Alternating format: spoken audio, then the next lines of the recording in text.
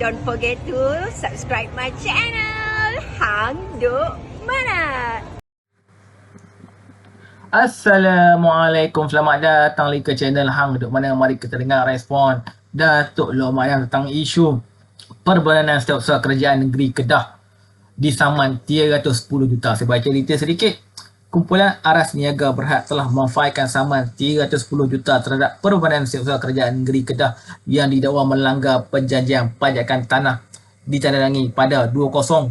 Okey tuan-tuan, mari dengar respon detail daripada Datuk Lok Mak Ayam. Dia akan nanti kita komen macam biasa. SSI Kedah disaman. SSI Kedah.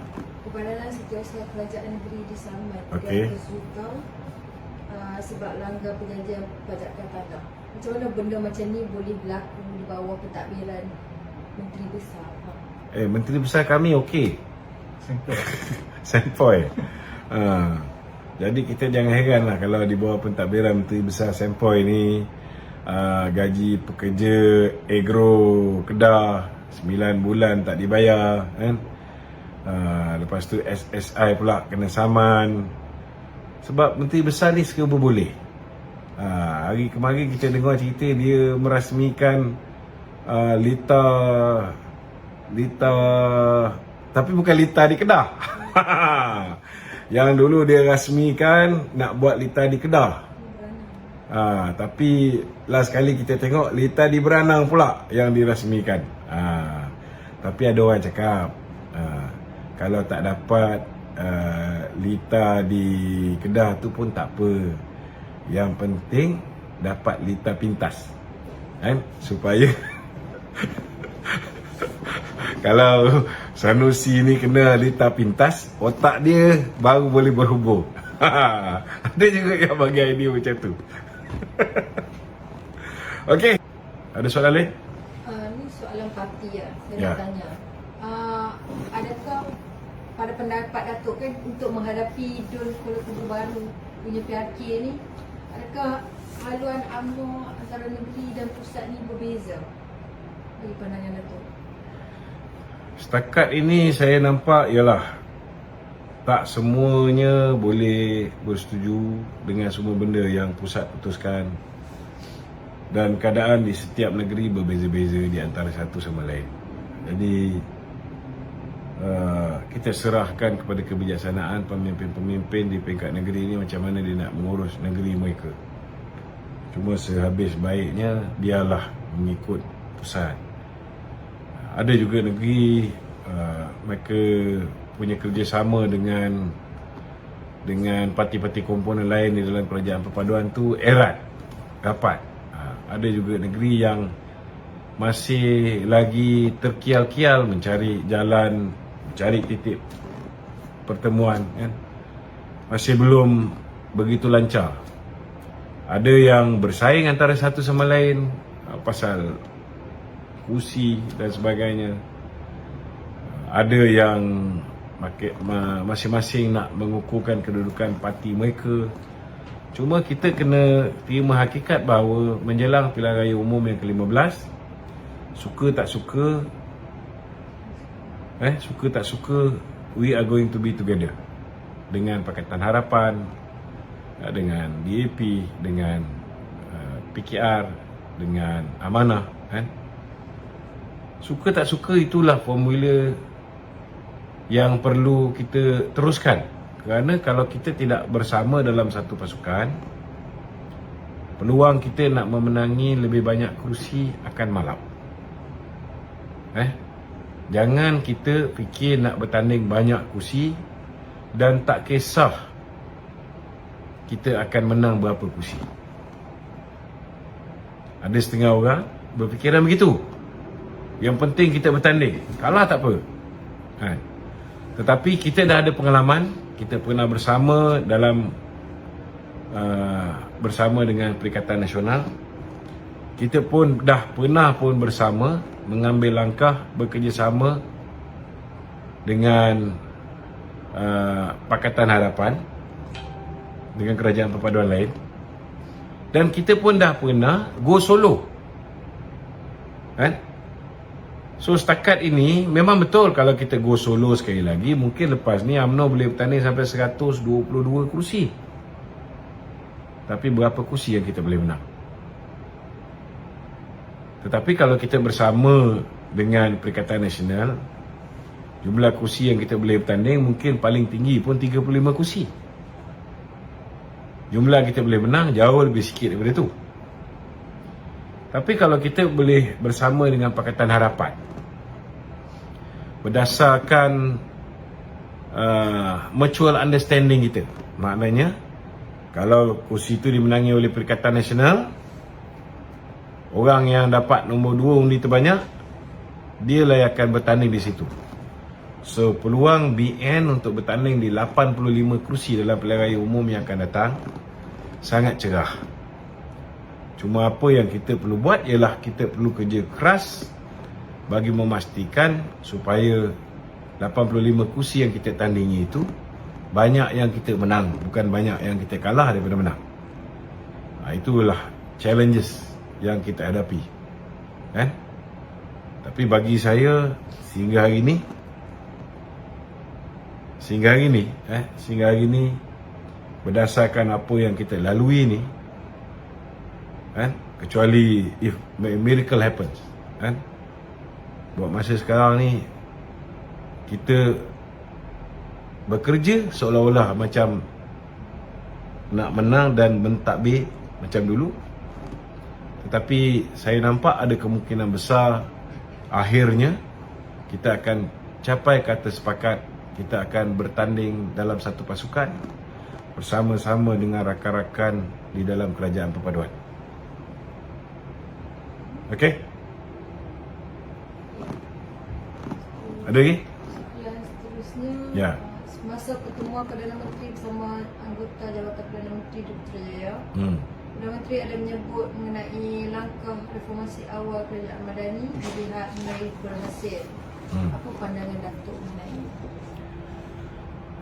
Secara peribadi, saya lihat kejayaan Kerajaan Madani pada hari ini dalam dua perspektif. Pertama, kejayaan dalam usaha menarik pelabur-pelabur masuk ke dalam negara. Macam yang saya sebut sebelum ni, kita berjaya tarik 329 bilion pelaburan ataupun foreign direct investment yang telah diluluskan. Keduanya, kejayaan dalam langkah perubahan dalam sistem pentadbiran awam itu sendiri. Jika dalam pengurusan moden disebut sebagai reinventing government. Sejak Datuk Seri Anwar ambil alih sebagai Perdana Menteri ni, ramai yang mengkritik dan membuat andaian nakal yang bagi saya tidak bertanggungjawab. Antaranya kononnya Perdana Menteri tidak boleh memegang jawatan Menteri Kewangan. Sedangkan dulu tak ada masalah. Pak Lah pun pernah, Datuk Najib pun pernah, kan? Kemudian kononnya ada perkara-perkara yang melibatkan integriti yang tidak dipraktikkan dalam tata kelola kewangan negara. Ini semua fitnah-fitnah yang biasa mereka mainkanlah. Tetapi sekarang ni kita lihat dengan jelas bahawa langkah perubahan yang dilakukan oleh Kerajaan Madani ini telah mendapat pengiktirafan luar negara. Antaranya langkah pengubalan Akta Kewangan Awam dan Tanggungjawab Fiskal FRA 2023 yang menjadikan kerajaan hari ini saya rasa jauh lebih berdisiplin dalam fiskal dan ekonomi negara. Dan dari segi pengurusannya, ianya telah diuruskan dengan jauh lebih baik. Kita punya soal fiskal dan ekonomi kita. Tanggungjawab fiskal FRA ni bermakna Menteri Kewangan mengambil keputusan menyerahkan sebahagian tugasnya untuk dipantau secara langsung oleh Parlimen. Ini tak semua orang boleh buat. Dan dalam hal ni Perdana Menteri turut tidak terlepas dari keperluan mengikut peraturan kerajaan yang ketat dalam tata kelola kewangan. Itu sebab kita belum pernah nampak lagi ada orang kata Perdana Menteri minit surat itu, surat ini. Macam dulu kalau kita tengok zaman Muhyiddin Yassin dulu kan, berterabur apa benda yang dia minit tu. Secara tak langsung kesungguhan kerajaan dalam langkah perubahan ini juga akan membantu dalam menambah keyakinan kepada masyarakat, kepada pelabur domestik dan pelabur daripada luar. Kita kena tahu bahawa negara hanya boleh diselamatkan dari hutang yang tinggi 1.5 trilion ni sekiranya perkara ni dibetulkan. Kalau pengurusan kewangan ni tak dibetulkan tuan-tuan, sampai mati pun kita tak boleh nak selamatkan. Defisit kalau tak dikurangkan saudara, kan? Pengurusan belanjawan tidak dilakukan secara berhemah macam sekarang ni, memang kita tak boleh selesai masalah hutang yang dah keterlaluan banyak ni.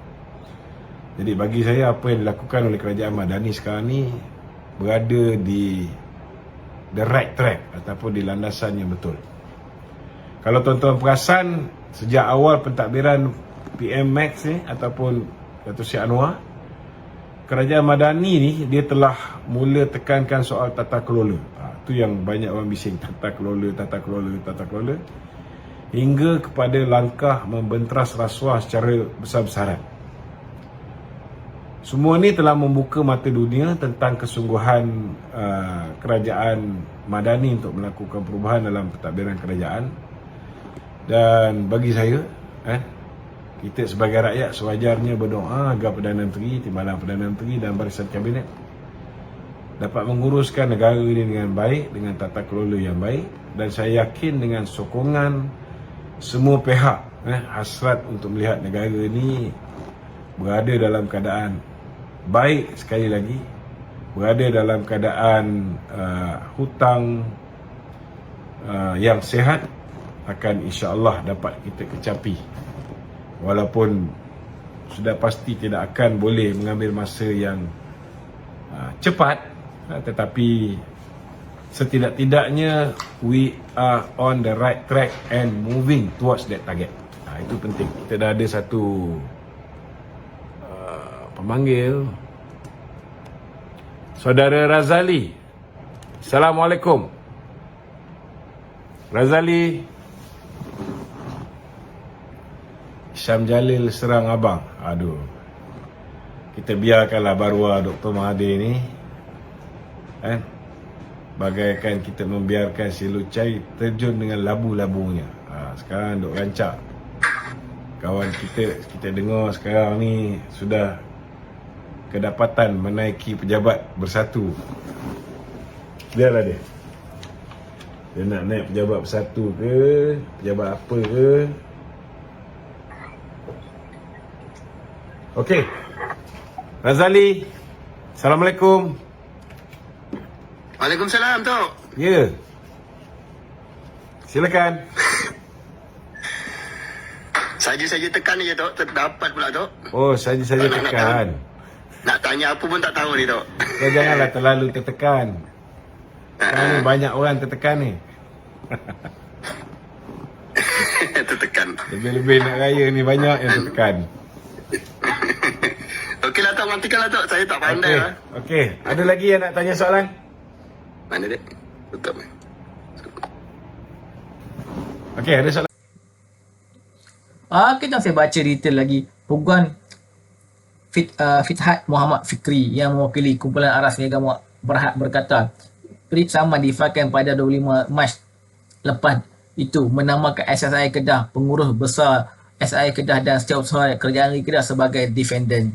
Beliau berkata saman itu difahamkan selepas kumpulan Aras Niaga Berhad diarah menyerahkan kembali tanah seluas 255 hektar di Mukim Semeling, Kuala Muda yang dipajak secara sah sebelum ini kepada SSI.